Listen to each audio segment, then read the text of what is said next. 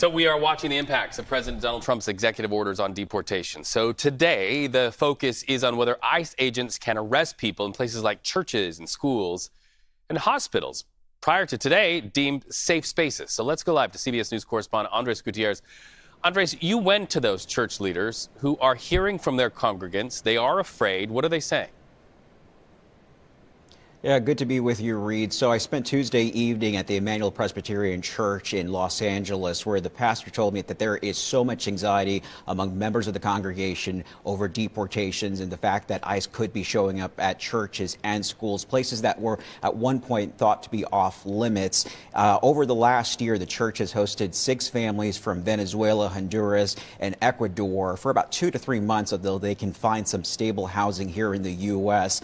And on Tuesday night, the church ended up holding a prayer vigil to encourage folks to stay strong and to be informed about their rights. The pastor applauded the remarks that bishop told President Trump during that prayer service on Tuesday to have mercy on undocumented immigrants. He said that there are several folks in this community that are fearful of deportation, that these refugees are fleeing political repression, the violence and gangs, and sending them back to those conditions would be unthinkable. Well, and you have to think of the children. I'm remembering the interview that Tom Homan did with CBS a couple of months ago when asked about mixed status families, families that have undocumented people and people who are documented. He said families can be deported, famously, that answer. But what about children who are undocumented?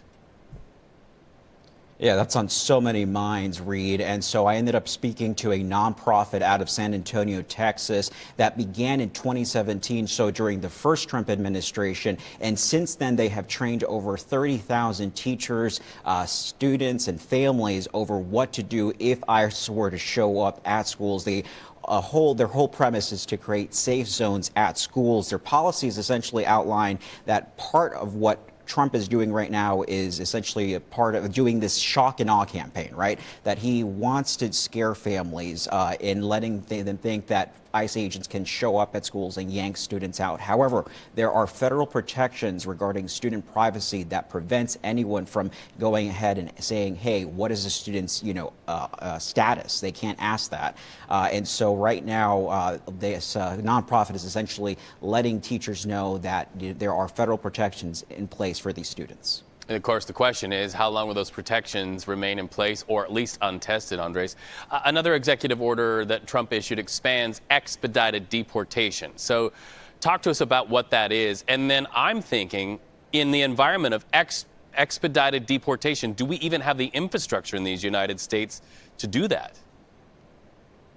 Yeah, so let's break down what exactly expedited deportations mean. So essentially, if someone was stopped near the border and had been here for less than 2 weeks, they could be sent back without seeing an immigration judge. Now it can be done anywhere in the U.S. and they also have to not prove that they've been living here over the last 2 years. So the process is much faster than regular deportation. And as far as the infrastructure goes, it seems that the president is determined to get it done one way or the other. Just today, a U.S. official told CBS News that there are 1,000 additional soldiers that are preparing to go to the border as we speak to beef up the presence there. And so here in Los Angeles, it is a sanctuary city, so the federal government cannot rely on any city resources to help them carry out immigration law.